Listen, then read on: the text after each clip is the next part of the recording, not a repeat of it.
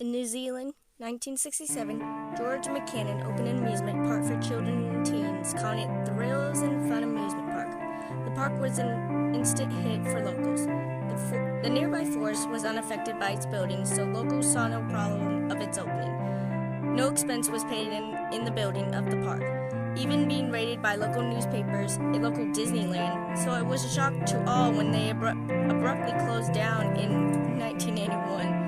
A fence was made around the park and no one was allowed to enter. The police would get involved. It was a shame it closed, but there were definitely reasons. A month after the park opened, repairs had to be made and a new attraction. One of the dino rides, the ride consists of a singular small cart that drove slowly along the path of trees, and alongside the trees were models of dinosaurs. While driving along, the cart goes out of sight when people who run it and people waiting to go on next. Strange things began happening on the ride. Carts that went behind other carts ended up in front of the first ones on the way back. Carts would take twice as long to get around the track than they were usually to take. At one point, when the dino ride was being tested, the workers sent the 6 carts on after another into the tracks to see if it worked. Only 5 came back.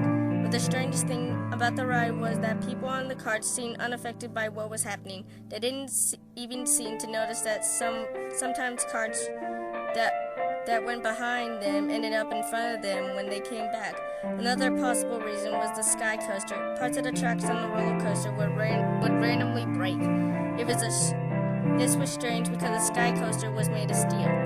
When parts of the track broke, the pieces were never found. The park closed down soon after a figure was spotted wandering around the park. The person appeared to be male.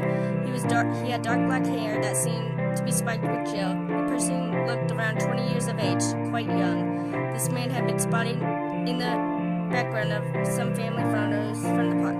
In every picture he looked at the camera, his head tilted slightly. He always had a large smile on his face. People who looked at any photos had said he was left quoting from memory staff uneasy. The man was never identified, and any staff workers at the entrance didn't remember seeing a man enter any box, though this is unreliable staff since the park didn't remember anyone they see in the park.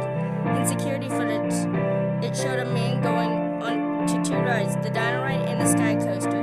Didn't take me long enough to figure out something weird about that. To confirm my fears, it showed the man getting on the ride soon before anything strange happened on them.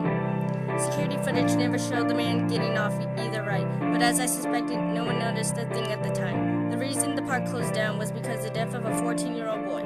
He was found mutilated in the dino trees. Minutes before his death, he had a family photo taken. In the picture was the strange man, only this time he was right behind the 14-year-old boy.